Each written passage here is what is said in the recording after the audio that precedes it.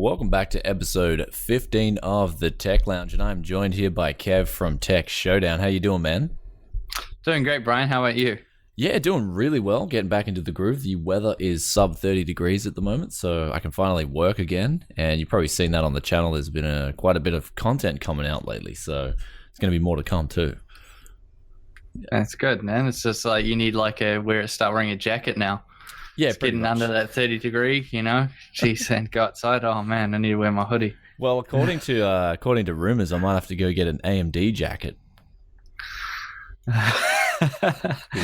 Which rumors are those? Well, the 1600X. So we'll talk about that really soon.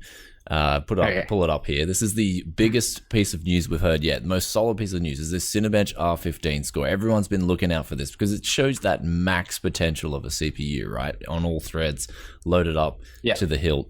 And we've got here 1136 points. GG. GG. Good game. No rematch. Yeah. I mean, if that's true, right? People are juicing over the 6-core 12 threads. I myself am juicing over this as well. This is the one that's going to hit hard, apparently around about $220 for the entry-level 6-core.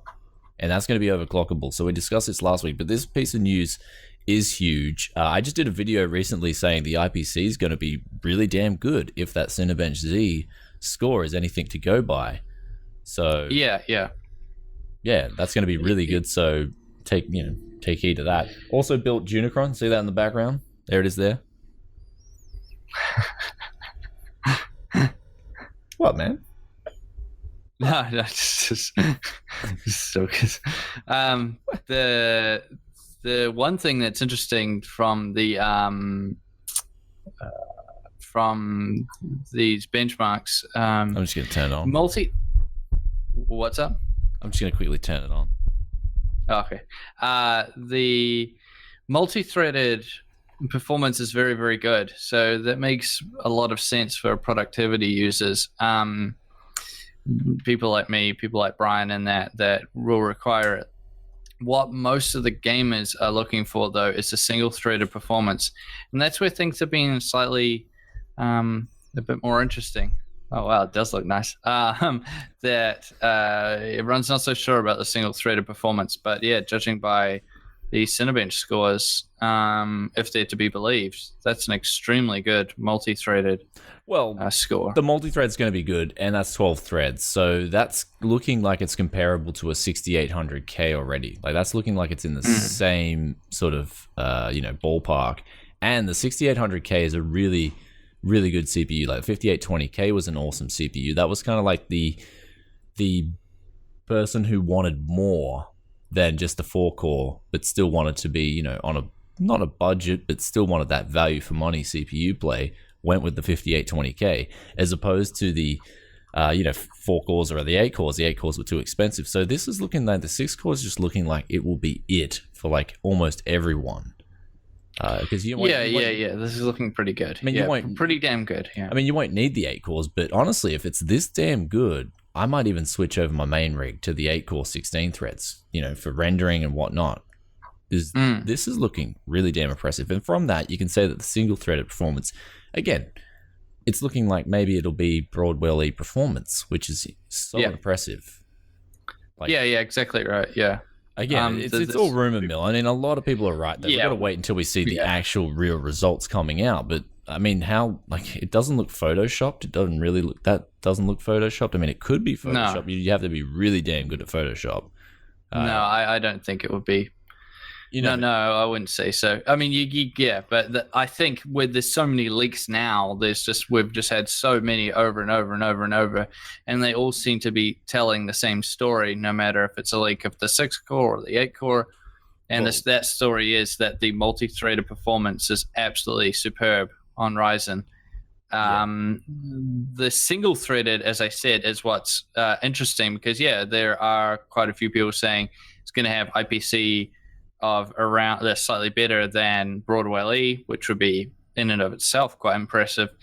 But other people are saying it's not going to be anywhere near that good. Even further, some other people say it's going to be better than Skylake. So it's like, when it comes to the single-threaded stuff, it's like, who do you believe? But the multi-threaded stuff, I think most of us can agree from what all these leaks we keep seeing, that the it's going to be pretty damn multi-thread, good. it's going to be very good, which means for productivity stuff, it's going to be superb, and it's going to really nail Intel for the people that want to get a PC for productivity, but they don't want to spend as much money, especially for, say, graphic design business or a video editing sort of place where they can see like, hey, why pay all this money for, say, a broadwell-e chip like a 6900K or something, or 6800K, when we can spend much less and say they're buying for like 5 PCs on these Ryzen CPUs. Very true. And it'll save us a lot of money. So I think that side of it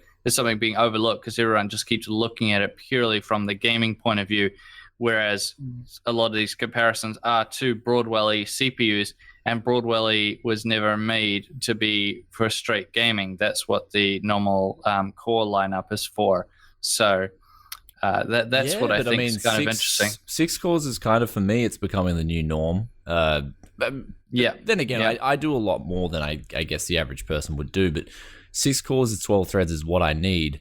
And if it's got that same IPC as broadwell-e, then damn, it's pretty much the same as the 6800K. But then you've got the 8-core 16-thread coming out, which is going to be absolutely huge. I mean, the dual channel thing, as Wendell explained before on the show, it's for consumers, like even people doing workstation style things, dual channel is going to be more than enough. But I did hear a rumor about the memory controller being slightly behind.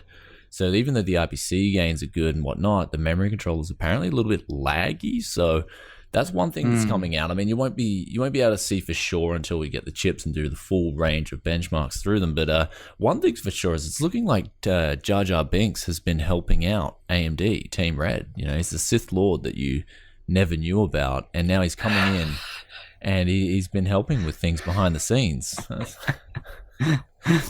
Is that so? That's apparently what's been happening. Jar Jar, your Sith Lord, has helped out. He's my Sith Lord too, but he's your Sith Lord. He's been helping out behind the scenes at AMD, and it's been making a difference. I think that's the verdict that we're all getting out of this. Yeah.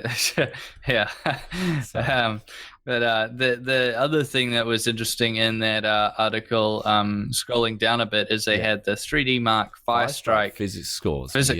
Yeah. And then the 1700X there. Now, granted, that is OC. So if you compare it to the 6950X underneath it, you might go, whoa, that's, beating Intel's top dog. However, look at the clock speed difference. It's at 1,000 megahertz higher. Even so, if these physics scores are true, that's really damn impressive. 1600X, again, that's the 6-core, 3.3 gigahertz. I think mine at 5.1 gigahertz. This is my 7700K. That scores around 1650, I think it was. So, you're going to be able to overclock these by the looks of it to 4, maybe 4.2 if you're lucky. But 4 gigahertz is kind of looking like where these Ryzen CPUs will be sitting at. Of course, as things mature, they'll get even more clock speeds out of them, but they have to release something to market. But this is really good news. And apparently the Ryzen CPUs are going to be out in the market for the next 3 years. So you can see that they're just going to say, okay, here's the same product, but the clock speeds will just get better and better as time goes by. So really impressive figures. I think, with this much leaks coming out, I think it's safe to say that this CPU is going to be impressive. I think at the very least, I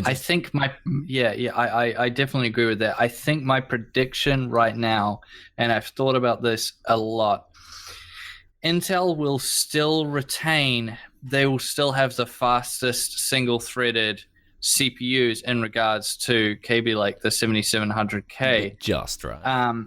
But I think by a little bit, not by a huge amount, maybe by I don't want to give out numbers, but I just think they'll retain that spot. So I think people will be able to argue back. Intel fans will be able to say, hey, they're still the top. And that will be true in terms of single-threaded performance, which is technically what gamers are going to want. You're going to want that single-threaded performance. However, in saying that, as I said before, this multi-threaded performance is going to hit Intel very hard with the gamers who do work type stuff at the same time, and that's the market broadwell-e and Haswell-e hit very well, was the people like myself, Brian, and there's plenty of other people out there. It's not just tech YouTubers, there's heaps of other people that want something that's still going to be good for your gaming, but maybe you don't do so much gaming as you do productivity stuff. I can speak for myself. I do much more productivity than gaming. Sorry, I'll cut you in there, but not just that, also productivity and gaming at the same time. Like whatever, more multitasking. I think that's where the 6-core really hit home. Because I noticed on just the 4-core, you couldn't have a game open at the same time as doing all your email, talking on Skype, listening to music. You would get a performance dip, as opposed to the 6-core 12 threads. You wouldn't get that. So So that's the interesting thing, is that I think that's where they're going to really. I actually have no idea how Intel is going to respond to this in terms of like with Skylake E, because this is going to be pretty daunting. And the other thing is, when you're saying it's probably, Ryzen's going to carry on for 3 years, is that it seems like we're going to be, this is sort of slightly to the side of the topic, but something that's good to discuss anyway. It seems like we're going to be on 14 nanometer for quite some time. All things considered, it's looking like we're going to be on 14 nanometer for a lot longer than plenty of people thought we would be on, in terms of the consumer-based chips, that regular people will buy. The server stuff will obviously that'll come down. Well, the thing about Intel, karma is a bitch, because they should have never have done that thermal paste crap on their 4 cores. I think that's the biggest thing that pissed a lot of people off, was like, hey, we're paying good money for these CPUs and you're just chucking trash on them. I think that was the downfall, how they responded to that, how they just kept doing it. They didn't care. And basically that was their attitude towards their consumers who are buying their products. We don't care about you. Here's thermal paste on your chips. Your overclockable 4-core beast. Just chuck shit on it. So that's why AMD is gaining a lot of sentiment now, because they've got a good product in the pipeline, but also that they're not doing that to consumers. I think Intel. I agree. Yeah, and I think in a day and age where we're all linked in via social media, wouldn't it be a better strategy from a company standpoint to take care of the consumer rather than screw them over? I mean, just saying, Intel. Maybe that's something you guys want to think about at the headquarters, because when you start screwing over the consumer and it's visible, people are going to react. People are going to get pissed off, especially when you're charging $350 for a CPU and you're putting just trash on the bloody thermal paste. So I was a little bit disappointed. That's the most shocking thing of all, is the fact if they release Kaby Lake, because all it is basically is high clock speeds and a few other minor things, but they should have put better thermal paste on, so they can say, hey, we got higher clock speeds, but also we've redone the thermal paste to make it better. But in which case they just seem to have done the opposite. They raised the clock speeds and made the thermal paste worse. And this is something I think something that people aren't discussing at all is AMD all in the past has run soldered down lids. And I would imagine that will continue to be the case with Ryzen. And that's what you want to see, because that's very, very good. You should get quite good temperatures that way. And that's also going to hurt Intel, I think, a lot, that these Ryzen CPUs, if we're basing it off AMD in the past, will have quite good temperatures, given the TDPs as well, not being obscenely high, especially in relation to a broadwell-e. Coming in at, like 95 watt TDPs as opposed to broadwell-e's 140 watt. That's quite, it's considerably less. Although broadwell-e isn't known for having temperature problems like Kaby Lake is. My 6900K is, not a very hot running CPU, but TDP is just a figure, really. It is, but it's good to mention. It gives you an idea, anyways. I mean, obviously, something that has a 95 watt TDP to something that had a 225 watt TDP is a pretty big change. It's like the 9590 compared to Ryzen. Well, that's it. I mean, I'm liking the figures. I'm loving what we're seeing out of this, but we will talk about it a little bit later because we don't want to make it the AMD show. Something interesting that came up to me was how Toshiba has lost $6 billion, and basically how this relates to tech is that we could see Western Digital acquire Toshiba soon because they're acquiring everything lately. They acquire HDST and all these other companies. So Western Digital are on a roll. Toshiba, apparently, Georgia and South Carolina, their nuclear division under Westinghouse electrical subsidiary, apparently that's had a big write-down, like massive write-down. So what we're seeing here is a company that's really in an exposed position due to poor mismanagement, all the usual drama, people not doing their job properly, and it's a huge write-down apparently. And they had accounting scandal going on as well a few years before that. So apparently Toshiba's in a disarray. I think that's the word to use. Complete disarray over at Toshiba. And we all know that they do have their their hard drive division or SSD division, flash memory division. So that looks like they're saying in this article that it could be up for sale soon. So who do you reckon will acquire that? My money's on Western Digital. Who do you reckon will acquire that? Yeah, that would be the most likely, I would say. Yeah, I mean, is the capital there though at Western Digital? Not really. No, there's just the article. But I mean, look, Western Digital, the likes of SanDisk, they've bowed to Western Digital. HGST, they've bowed to Western Digital. Western Digital's your new master. Yeah. So, are you going to go out in the streets and bow to Western Digital? I don't think so. Oh, well, I think people. Well, no, but I think the people in the comments will want to see you go out on the street. Your girl can film you, and you just bow down and say, "Western Digital, my master." I think the comments will want to see that. I think people my neighbors would be like, think I need to go into a psychiatric facility. But the chat will love it, man. You got to do what's best for the viewers. Yeah, man. You still got to do that. Oh, we forgot that unboxing at the mall as well. Oh yeah, I have to do the Well, I was waiting for my hair. I was waiting for my hair to grow back, so I'm waiting for a few other things. So, a few other things. The CEO of Western Digital is Jar Jar. That's it. Well, very true. Is that what the comments said? Well, that could be very possible. And that's what I mean. You've got even more reason to go outside and bow down and praise thy Lord, Western Digital. Yeah. Oh, goodness gracious. All right. So, anyway, this is a really crazy article. I had to pull this up. There's an Nvidia fanboy jailed for 9.5 years for murdering an AMD fan. I mean, 9.5 years is the first thing that comes to mind. That's not enough time for murdering someone over something so stupid. No, that's nothing. Yeah.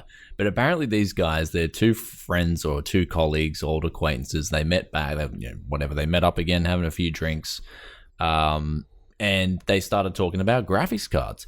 And now, I'm not like fanboy. I hate fanboyism from the get-go anyway. I like positive sentiment. Like I like the hype we're seeing for Ryzen. I like that, but I don't like fanboy arguments. Like this is better because it's this brand. I mean, that's not going to help anyone. But here we have it here. This guy was just pointing out that AMD graphics cards are pretty good workstation cards. And I actually agree with that statement. They are phenomenal. OpenCL, especially when you utilize it. I've done this in the past. I've done a test in the past. Adobe Premiere. I was testing especially those cheap graphics cards, like you pick up for even $50, like a 7870, for example. That was doing all my 4K rendering workload absolutely fine. Chucked in a 660 Ti, which was its competitor back in the day, and it couldn't handle it pretty much. It was struggling. So OpenCL, the power of OpenCL is real. And now he was just probably saying that, like, hey dude, OpenCL ain't bad. AMD graphics cards are pretty good in a workstation. And this guy apparently is just blasting him, man. I guess he might have just gone out and blown maybe $8,000 on his brand new Quadros or whatever. So he must have been just raging. And then he just killed him.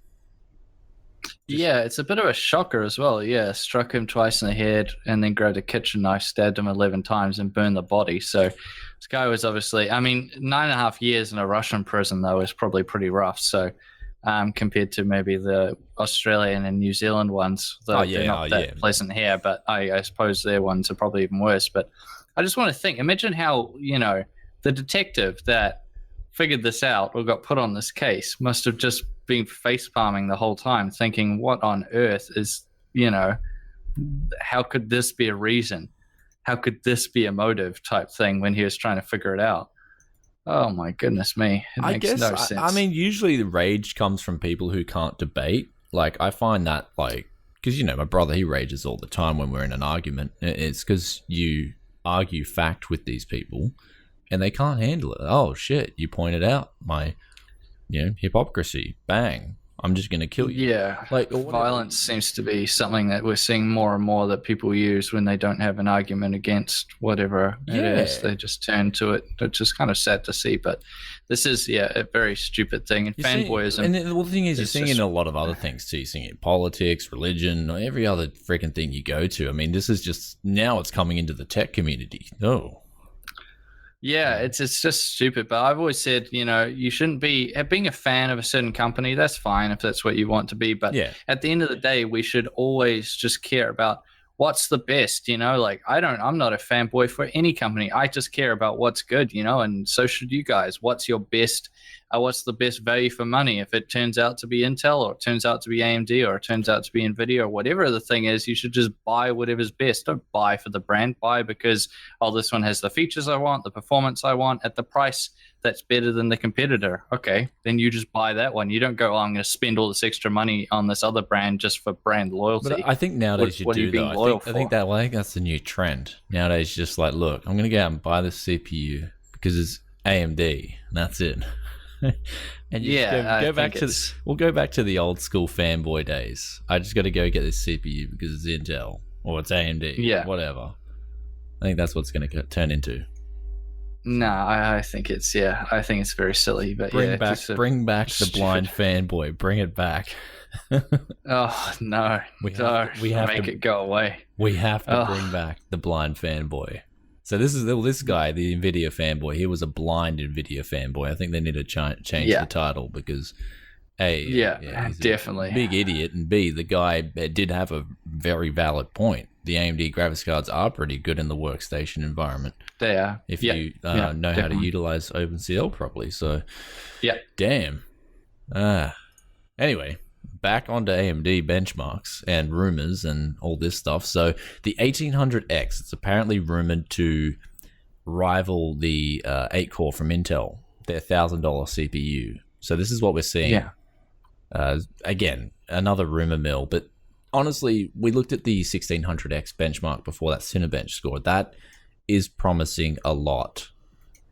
So that's the single benchmark that a lot of people wanted to see, because they want to see the max performance of these chips. Is it BS or is it real? And it's looking to be real, the real deal. Yeah, and that's exactly right. This one, so they're saying it was at 3.6 gigahertz with its turbo disabled, and it wins 6 out of the 8 tests against the 6900K, I believe that was what. Yeah, it was. So that, although granted, the 6900K from those pictures looks like is at 3.2 gigahertz. So that's a very low clock speed for a 6900K. Usually, even most people will run them up to around 4 gigahertz.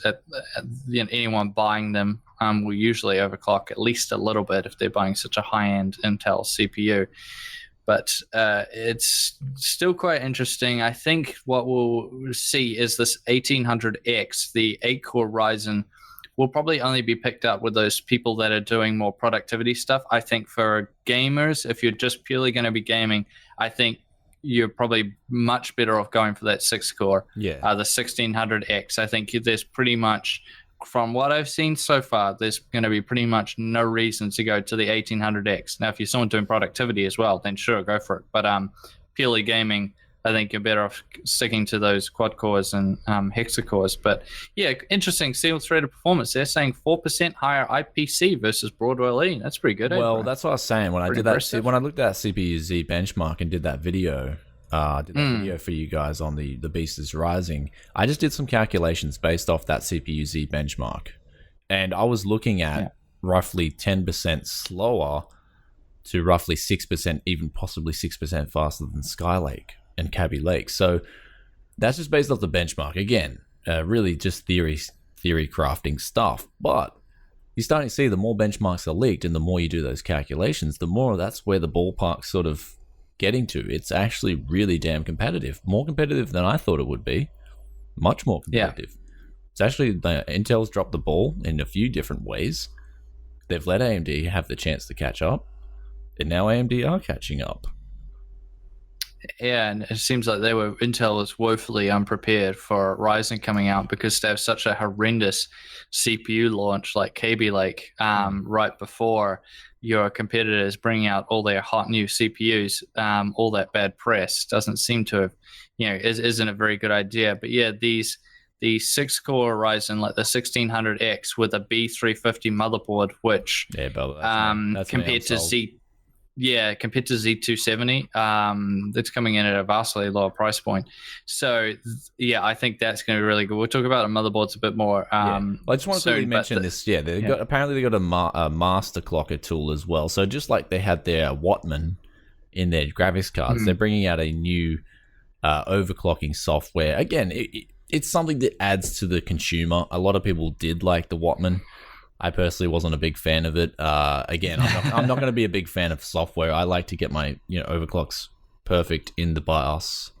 Yeah, I'm the same. Yeah. So there's going to be a few different things out there, but this is just another one of those pieces of software that's rumored to be coming out. It's rumored to be helping you guys overclock your AMD CPUs if you're going to go with Ryzen. I think a lot of people are. I mean, for me, like I said before, it's going to be exciting regardless, right? Ryzen is going to be really exciting because it's just going to be something new motherboards, new settings, new overclocks on new CPUs that behave differently than Intel CPUs, which is all we've got for the last how many years. So this is what's bringing so much excitement as well. It's not just the fact that it is a competitive, or it could be a very competitive product, but it's also the fact that it's something new.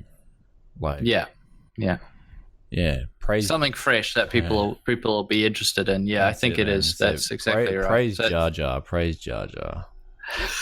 Jesus. Yeah, praise. So this guy's he's making things work behind the scenes. So he's doing work. So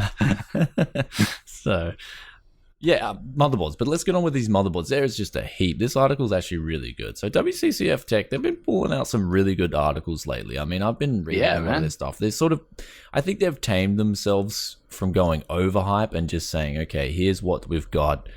This is the rumors. I mean, there's still that number one rumor source, but I like the direction they're taking lately.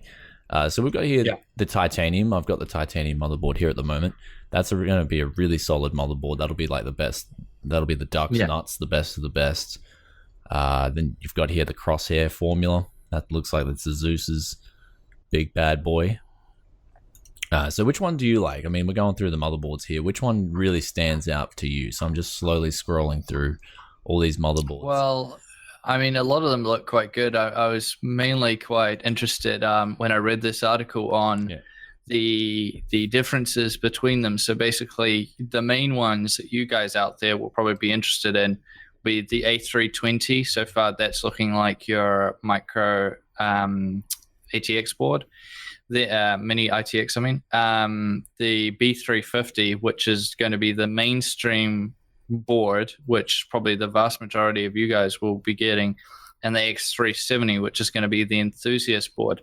The difference between the B350 and X370 just seems to be that the X370 just has more of everything.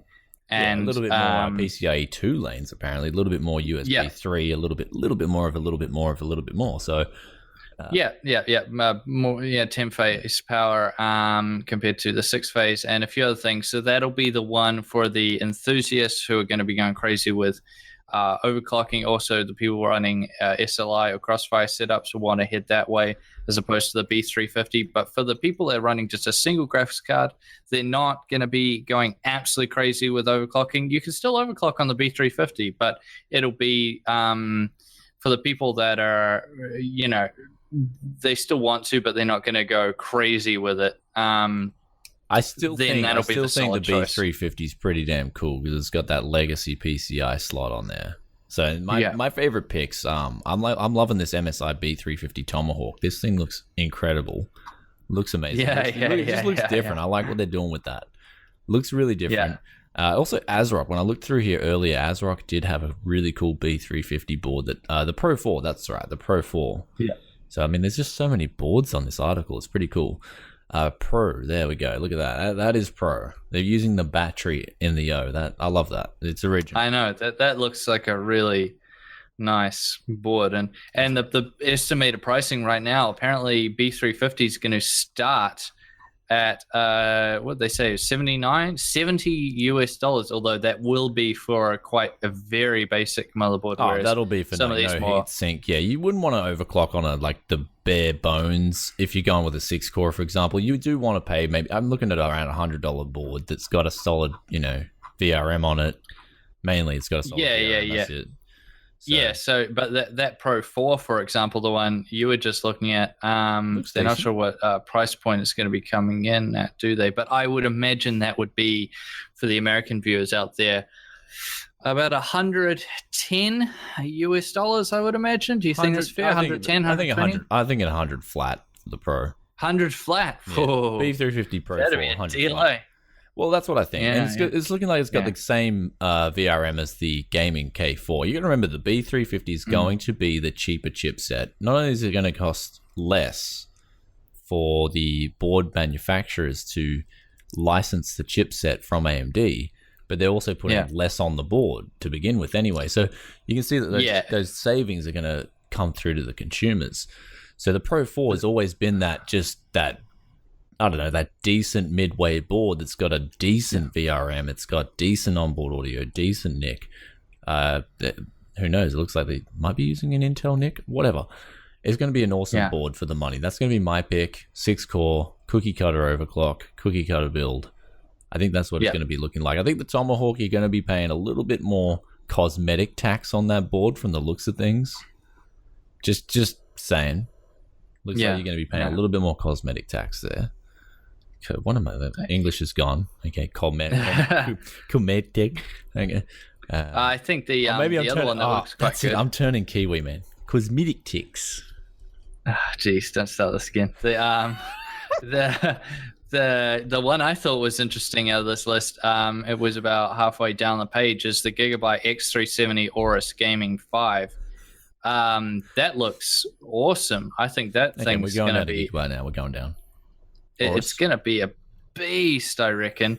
That thing will be amazing. So, yeah, I think this is pretty fair. The enthusiasts have a good number of boards to pick from on the X370. I mean, that would be, personally, if I was to switch to Ryzen, I would go to X370, mainly because I would require it for when I test things in SLI, but also or Crossfire, but also the fact that I just like having all the features and things like that. I think the board would suit me better. But in terms of value for money, the B350 is going to be the way to go. So I think it'd be diminishing returns in terms of value for money as you go up to X370. But obviously the enthusiasts won't care about that, and they will just want to have the best motherboard, the best features, the best components, and they'll go for the X370. I actually like their B350 MD too. That looks like it's going to be a budget card. Now you just grab yourself a top-down cooler with a massive fan on it, and you get yourself VRM cooling for nothing. Yeah. So, because the 6-core is going to be it'll be a little bit power hungry. So you're going to want to have a reasonably big cooler. This is the thing, right? With coolers, do you think a 212 is going to cut it for a 6-core 212 Evo? My guesstimate's slightly no if you want to be getting those 24/7 high overclocks and not have to worry about will this cooler be getting sort of, can it handle the heat? I'm going to say that the 212 would be great for the 4-core, but maybe the 6-core, that's when things will start getting a little bit too much for that little bad boy. So, that's your popular go-to reference air cooler on the budget is the 212 Evo. So, yeah, and I heard rumors of Animax bringing back a T50. I never know why Animax stopped the T40. That was my favorite air cooler of all friggin' time. People who had the T40 will attest that A, it kicked ass, B, it was just amazing value for money. So why did Animax ever stop the T40? They brought in this cut down, cheaper version, but they charged the same money for it. I love the original T40 formula. That was just the best air cooler. That would have handled a 6-core, possibly even the 8-core, absolutely fine. because it handled my 6-core Haswell 5820K perfectly fine. I mean, it was pushing it just a little bit, but still, it was a solid cooler for the money. So, missed that cooler. I missed the T4. Yeah. I think the other thing that we've sort of glossed over a little bit is we've been comparing these to their own lineup, like the X370 compared to the B350. But for those of you out there that are comparing this to, say, Z270, I would say, as of what I've seen so far, and we pretty much know everything there is to know about the motherboards at this point, except a lot of times the pricing, we don't know what it is. But I would say X370 won't bring anything new over Z270. It's just gonna bring AMD up to par. It'll bring them on even footing with the Z270 boards, in terms of, they got all the newer things, the USB 3.1. Yeah, but we won't have to delid chips. We won't have to do this, do that, and you won't have to do that stuff. Yeah, we won't have to pay an overclocking license fee kind of thing. Like, there's just so much to love about Ryzen and what it represents. Oh yeah, on the CPU side, I'm just saying purely on the motherboard side of it, it's not. I don't think, and you must agree here. You've looked through the specs. It's nothing. You're not seeing anything here that's like, oh wow, that's like revolutionary. You're just seeing it being brought up to par. I'm just seeing better value too. I'm seeing, especially on a B350, for example, which is rivaling a B270, for example. That's why they've gone with the 3 series name, is to one up Intel. Like, okay, we've got the B350. Well, that's just smart marketing. I like what they're doing with it. People see a B270 like, oh, AMD's got a B350. It's a higher number. Okay, I'm going to go buy. I'm going to go check this out. I'm going to ask people about it, and then people will say, yeah, it's better value for money, etc., etc. Okay, I'm going to go buy it then.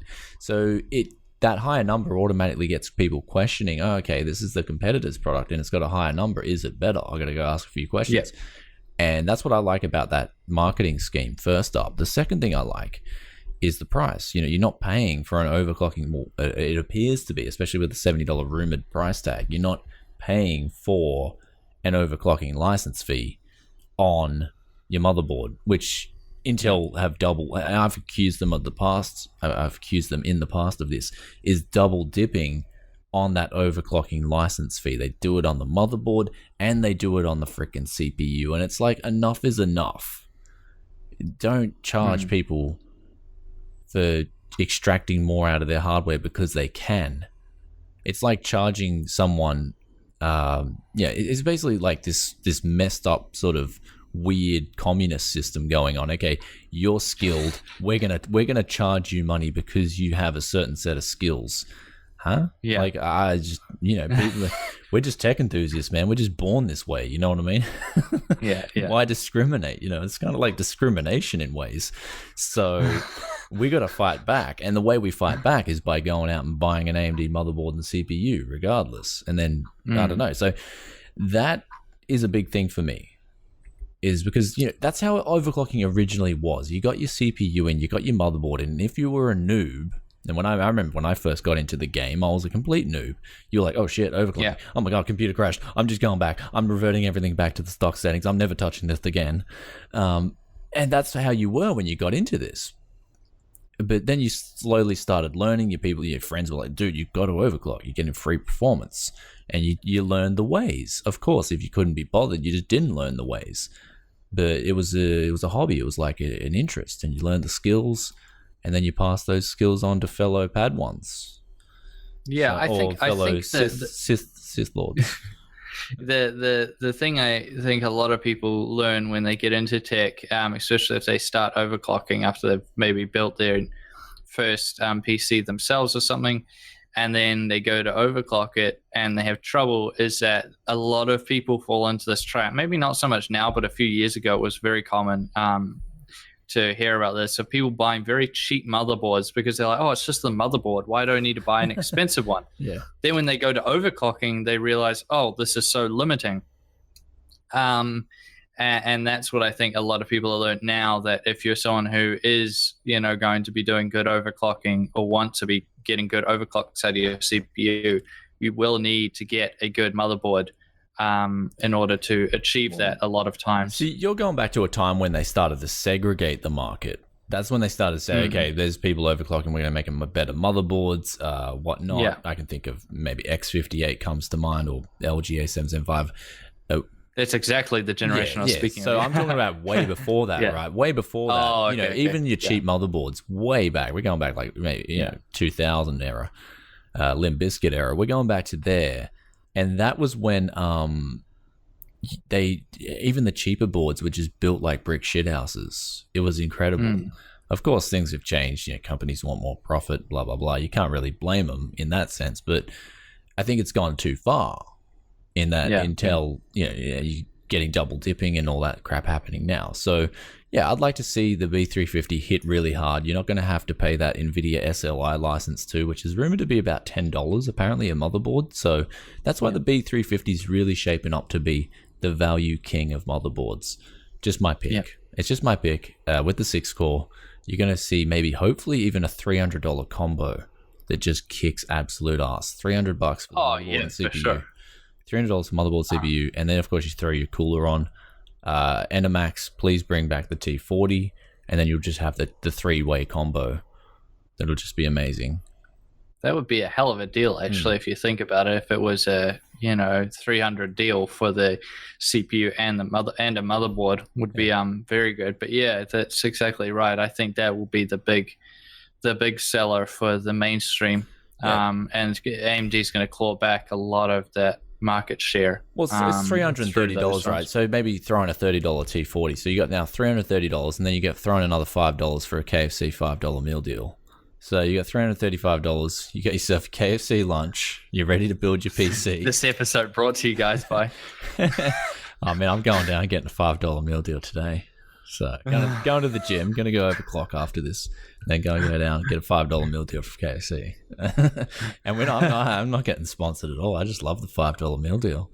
So it's a $5 Aussie as well. An American would be like $3.50. Incredible. You get a drink, chips, chicken, and chicken thing. Like, this is really good. Oh boy. So all right, next up here we've got our Vega and the GTX 1080 Ti. Of course we've got this other article here that says the 1080 Ti is reportedly launching March 20th, and I wanted to talk about that because cut down Titan XP, 1080 Ti coming out rumored to be around $750 to $900. But as I was saying before stream when we were discussing the topics, I think it's too late for the 1080. I think it's just becoming way too late for the 1080 Ti. I mean, we know that Nvidia have to launch a graphics card. New graphics card release every year. Otherwise, that's just how they are now. They're profit driven. We know they've got that card. If they release a refresh and it doesn't do too well, then their sales aren't going to do well. So again, that competition within competition from its own company is relevant here. Intel's seen it in the past few years. People just haven't been buying new Intel chips because they haven't been performing. They haven't been bringing anything really new to the table for enthusiasts. So this, with all that said, this in itself, the 1080 Ti, I just think it's too late even for the 1080 Ti to really make an impact. I mean, it's just going to be a little bit better than a 1080. It's 9 months since the 1080 or whatever, and 8 months since the 1080's been released. I mean, what do you think? I think, March 2023, it's looking pretty solid because they're going to want to release this graphics card soon, right? They've got it in the pipeline. Yeah. But I just think it's getting too late. I mean, you sold it a little bit short by saying it's only going to be a little bit better from a 1080. I mean, Titan XP is pretty sort of pulls quite a decent gap. I mean, if it's running the same GPU, then CUDA cores wise, you're probably going to see slightly cut down 3,300 something, most likely. But I mean, it's still going to have a lot more of everything than a 1080. But yeah, it is quite late, and to charge a premium for it as well will be not the best. I see them bringing it out, but it not being a big seller, especially if considering these events are scheduled for the same day, February 28th. They're both going to be AMD and Nvidia will be having announcements on that day, and we expect them to announce both 1080 Ti, probably give official specs for it, and Vega will be formally announcing, and the AMD or Radeon will give an idea of specs for that as well. And I think in that regard, I'm not really sure. I don't think many people will, unless they're going to bring that price point, as you said earlier, will be closer. If it's closer to that $700, $750 US mark, then I think people might, it might gather some interest. But honestly, I would say most people would just wait for Vega. Or their own, that's what I'm saying. Even within their own lineup, they're going to wait for what's coming out later this year from Nvidia lineup. So that's the biggest thing for me, because we're getting so late into the cycle here for Nvidia. I just think this card's becoming sort of, people are forgetting about it. I'm forgetting about it too. I'm like, okay, 1080 Ti, when's it coming out? It should have came out last month. I think that would have been perfect for them to release it in January. Okay, people have bought up all their 1080s and 1070s for Christmas, but here's the new card. You can buy it up again. Go sell your life. Go mortgage your house. Go buy up a 1080 Ti. I think that's what they should have done, but I think now they're just leaving it. And people are like, well, I got my 1080, got my 1070. That'll do me until you release your next generation. Or, of course, AMD released Vega, which is what we'll talk about now. Vega's rumored to come out in May, is it? I think what we got now is May. For Computex, that's what it's looking like, because they've got the GDC event. So March 2nd's rumored for Ryzen. That's the release of Ryzen, March 2nd. That looks pretty soon with this title, recently launched AMD Ryzen CPU. So that's looking pretty solid. Yeah, I would say, March 2nd for Ryzen is pretty all but confirmed. And I think 1080 Ti in March. I was always thinking that Nvidia would wait until Vega had come out and then release the 1080 Ti to hit back right after. But honestly, at this stage, I think they just have to release it in March. They have no choice. And it'll probably sell somewhat decently. There'll be enthusiasts out there that pretty much want just a cheap Titan XP that will just buy it, but I don't think it will move that many units. And then I think Vega will come out, and either Vega will smash it or it's going to be less. But again, its pricing as well comes into it, depending on how that Vega 10 and Vega 11 GPUs perform. But that's what I see right now. So at this stage, if the 1080 Ti does come out in March, at the end of March, I can't see this selling hugely that many anyway. It'll just be enthusiasts buying it that, as I said, want a cheap Titan XP or an upgrade over their 1080. They'll just be like, I just want that much. But I mean, I don't know what the sales are like on the Titan XP either. I don't know a single person. I know quite a few people in the industry and heaps of enthusiasts. I don't know a single person that owns a Titan XP.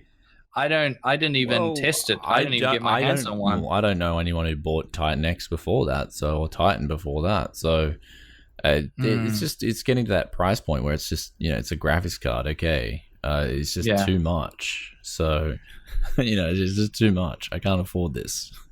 And I think that's what a lot of people are saying. I can't afford this. But of course, you've got the Titan XP out there. I imagine a few people would have bought them. But the 1080 still is a lot better value for money in terms of raw performance versus a Titan XP. And the 1080 is still not as good as value for money wise as a 1070. So you can start to see it starts going up in this scale of whatever. And the 1080 Ti, it looks like it's going to hit the market, but how hard's it going to hit the market? That remains to be seen. I personally, I just think it's too late for Nvidia. I think they should have released this last month and forgotten about what AMD's doing, because AMD's got a lot of brand sentiment now. Like, people just want to wait for Vega because they're sick of the GeForce experience, or they're sick of what Nvidia's doing. AMD's always got that real core enthusiast, like real, I guess you'd call it fanboy or whatever. They're just waiting for Vega anyway. They don't care what Nvidia releases. They're just waiting for Vega. So they've got that core market there. But of course, I think Nvidia's waiting to see what AMD does with the Vega. Is it better than the 1080? Could it possibly be better than a 1080 Ti? Anything's possible, right? But they're waiting for that because they don't want to release the 1080 Ti if the Vega is going to be better than that. Nvidia's got this complex where they've got to be the best on the market now, regardless, all hands down. And so I think that maybe that complex is getting to their sales a little bit with this 1080 Ti. I thought they should have brought it out in January. So yeah, no, I agree. I think they'll just release this, then they can still say we've got the most powerful gaming GPU on the market if Vega can't manage to beat it. But considering the price point it's going to be coming in at, which what would you think in Australian dollars? It will be coming in at about probably 1,000, won't it? 1,100. Yeah, I'd say around about that. Maybe it'd definitely be 1,100. More towards the $1,100 mark. Definitely. But we've got moving on to some other news here. Bethesda has 3 new projects in the works. You wanted to pull up this article, just to say, hey, Bethesda's making more awesome games, or like I was thinking, okay, what have they got in the pipeline? Fallout 5, Skyrim 6. What's the other one that they got in the pipeline now? Well, they said in the pipeline they have Fallout VR and the Nintendo Switch version of Skyrim, which. Either for me, nothing really excited to get excited about. But they said they got a number coming on, and I think they got another post-apocalyptic themed one. That's pretty cool. The warehouse would be fantasy post-apocalyptic themed. So zombie. It'll be so zombies, man. It'll be so probably zombies. Like I think it'll be zombies. So whatever they got. And of course, they said Elder Scrolls 6. Zombie Rim. That's they're gonna call it Zombie Rim. Zombie Rim. Zombie Rim job. Anyway. Okay, so EA now offering last article we got here, and then we're going to questions, which will go from the forums. That seemed to work really well last week. So EA now offering Origin access for $30 annually. Now, apparently it used to be $5 a month, so we're getting it half price or whatever now. So I don't know, does anyone use this? If so, can they vouch for it? It looks okay. You get access to some of those early AAA titles that are on the rise, like Battlefield 1, for example. EA members did get early access to that. There's also titles that are just being uploaded there to play for free if you've got the membership. So it kind of looks pretty cool. I mean, if it does deliver, then I could see myself signing up for this, but I just don't know, is it any good? Have people used this before? Is this the best of the best? Like these games that they're putting up here, are they the best of the best? So I could see this concept becoming more normal in the future as kind of a gaming version of, say, Netflix. Like you pay a subscription fee and then you get to play whichever games you want, rather than just buying specific games. The only problem with it is, from a legal perspective, obviously EA. They would have agreements. They would have agreements even with game manufacturers that want to go on Origin, for example. Look, depending on the played time, you get a cut of that $30. Kind of like how YouTube Red works. Could see it being very successful, and if they set it up right, they're going to come into no problems, I'm sure. So yeah, I mean that could be one way of doing it. The way Netflix does it is just by paying huge amounts in licensing fees in order to, with the production companies that make the show or whatever, or the movie or anything like that. Yeah. So like Paramount or whoever, Lionsgate. So they do it that way. But this is a concept that I actually am quite surprised hasn't really taken off. Yeah. Well, maybe now that it'll gain more sort of awareness, I'd imagine it'll start gaining traction. I mean, because it's not Steam doing it. Steam's the big boy. So if Steam did it, then sure, it'd gain much more traction. Oh yeah, it would. But they're never going to do it. Steam's making Valve makes so much money. Oh, Gaben's in paradise, man. Gaben's just in paradise. He doesn't even release Half-Life 3. Doesn't need to. It's just like, life's good, man. Got the script ready. All that money. But yeah, let's move on to the Q&A now, guys. So we've got, if you guys want to ask questions, you don't have to be on the live stream to do it. You can just head over to techcity.tv/forum, join up. So easy to join up. Just make an account and then post. And every week we're going to be doing a thread there where we just ask you questions. So this a couple of days ago, I made a thread and got a few questions here. So someone wants to, Nelly Nelson wants me to explain the effed up relationship for price performance of new versus second-hand tech. I wouldn't call it effed up, I wouldn't call it messed up. I'd say it's just the way it goes. There's new doesn't carry that risk, right? You've got the warranty there. You've got the guaranteed it's going to work. If it doesn't, I can take it back. Used, you've always got the chance of getting hosed. With that being said, when you go used and it does work out, man, can you get some deals? Mainly because a lot of the people who sell those used parts don't know exactly what those products are worth. They just want to get rid of it, get cash because they bought their new tech, they upgraded, they just want to offload. So the price performance of new versus used PC parts should always have better price performance than new, and if it didn't, then that's just messed up. Yeah. So it's always going to have better, of course, but it's always going to carry more risks in a nutshell. So that's, I've been hosed quite a few times. I recently got hosed with an R9 280X as well. That was a big hosing. So you get hosed, you win some, you lose some. So also we got asked in the next year from Aaron the Great, what CPUs will drop in price after Ryzen comes out? New Xeon generation maybe. That's actually a good question because Ryzen is looking to be legit, right? So this question is not too out of the fence, out of the ballpark. I would say Intel will respond. They will have to drop their prices if AMD's chips are indeed that good, especially in terms of value for money. It'll hit the used market as well. Damn, that's it's going to hit all markets, just like the RX 480 and RX 470 brought the whole market down in terms of price and gave us way more competition. Ryzen's looking like it's going to be doing the exact same thing. Yeah. So I can't wait. I mean, I don't really know exactly what's going to happen. I just know prices will drop. So what CPUs? I'd say a lot of them. A lot of them will drop in price. Yeah, the new. I mean, I know he's asking for used ones, but the Intel current lineup at its current pricing will definitely change after Ryzen. You can guarantee that, or I would be very surprised if Intel did not change pricing. It's supply and demand. It's supply and demand. They have to. If they're shipping CPUs, if they've got their production line set up, they invested billions and billions of dollars into this production factory. They want that thing constantly churning out chips. And if it's not, then they're going to have to lower the prices. It's all about supply and demand at the end of the day. So, if Ryzen is as good as it is, you can expect a lot of CPUs to come down in price. A lot of them, if not all the consumer desktop CPUs. So it'll be a big kick in the pants. So overclocking, I find that, you can add in any time, Kev. Sorry, I don't want to exclude you from the discussion. No. I agreed with what you're saying. Yeah. You move on to the next question. Yeah. So overclocking, I find that when I overclock the CPU, the RAM timings need to be lowered to keep it all stable. The RAM is also overclocked.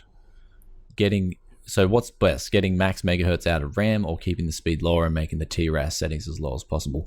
I would go with keeping the timings lower than max speeds, because you want to get your command cycle, your total command, whatever T, you want to get that to TRAS, you want to get that low as possible too, but you also want to get your command timings down from 2 to 1. That's the biggest one. Of course, XMP profiles, and I've said this before, XMP profiles are good, especially compared to default. Default's like the worst. The worst you can do is just leave your RAM on default out of the box to 2100, 13.3 megahertz, 15, 36, 2. That's the worst you can do out of the box. I would overclock your RAM a little bit, and that's why XMPs, for me, I recommend XMPs a lot, because they give you a massive performance boost out of the factory settings if your memory does have XMP, and it requires absolutely no time at all. Absolutely, you just go into your BIOS, XMP, bang it in, quit, and it'll do all the rest for you. Keep in mind though, on some of the later Intel platforms, you have to be careful of leaving your system agent voltage on auto. I noticed that with the recent testing of the Kaby Lake. Man, some of those system agent voltages were going ridiculously high, and you could cook your chip by doing that. But in essence, you should try to lower the timings at, say, I think the sweet spot for DDR4 memory is around 2400 megahertz to 2600 megahertz with low timings, especially if you're a gamer. That'd be where you'd want to get those timings down, and you won't have to pump as much voltage through, hopefully, as you would say 3 gigahertz memory overclocks. So but he said it needs to be lowered. The timings need to be lowered to keep the RAM stable. That's interesting. It's usually the other way. You usually have to higher the time, make the timings higher. Yeah. So, but yeah, I think it's just a typo there. But yeah, good question. Good question, actually. That was a really good one. Thanks, Waver D. So hi, Brian and Kev. Really look forward to Ryzen now. We all are, man. Gert Tractor. Dirt Tractor, Gert Tractor. I'm particularly keen to find out what the overclocking potential will be, especially for the cheaper chips in each core category. Are they bend differently? Where are the best places to go to find information on average overclockable capabilities for the various SKUs? I'm guessing Reddit or some other forum. Just wondering, where are the places you would look for this information? You won't be able to find that information out until the release date. Sure, no one's going to with that many chips is going to be leaking that information. Acesss, it's actually funny because Acesss usually around the time of release have really good guides on, because they get a heap of chips for testing their motherboards. They usually have around 50 to 100 CPUs, and they do those averages for you guys. That's one thing I'll be looking out for. Is I'd say like guessing the Acesss page, because they really do give a great article on where the majority of the chips go in terms of clock speeds, and you'll be able to check from there if there is some binning going on and whatnot. So I'm really looking forward to that article from Acesss, because they usually do it. In the past, they've done a really good job of doing that. Hopefully there's some other sources that come out. Oh, sorry. Yeah, there will be. Yeah, no, I was just going to say the overclocking question in regards to Ryzen is something that everybody wants the answer to. From what I've read so far, it seems to be similar to broadwell-e, more closer in terms of overclocking capability than KB Lake, in the sense that I think you're going to be getting them up to 4.2, 4.3, maybe 4.4, and that might be about it. I hope that's not the case, but that's what it seems like right now. In terms of finding out how good they're going to be, yeah, as Brian said, the motherboard manufacturers oftentimes will release information on that. Otherwise, I'm sure you'll watch lots of videos from tech YouTubers like myself and Brian and all the rest of the guys when they start testing the Ryzen chips and doing overclocking, and that should give you a general idea as well, because if they're all, say if you watch 10 tech YouTubers test out the 1600X, for example, and they all seem to say, well, I got about 4.2 or 4.3 out of it and it didn't really want to go any faster, then that's pretty good. You know, you should assume that if you buy one, it will be similar. Other than that, there's plenty of forums you can go on to, like the Tech City forums. There's overclocking forums as well, where people, I'm sure there'll be heaps of people talking about what they can get out of them. Or even the Russian forums, man. Those Russians they're on their game, man, when it comes to the overclocking. So just go Google Translate.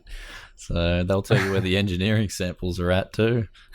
But yeah, guys. So that's it for the questions this week. If you guys want to ask questions and if you say you missed the live stream, then be sure to head over to the forums and join, and we'll answer them next week for you guys.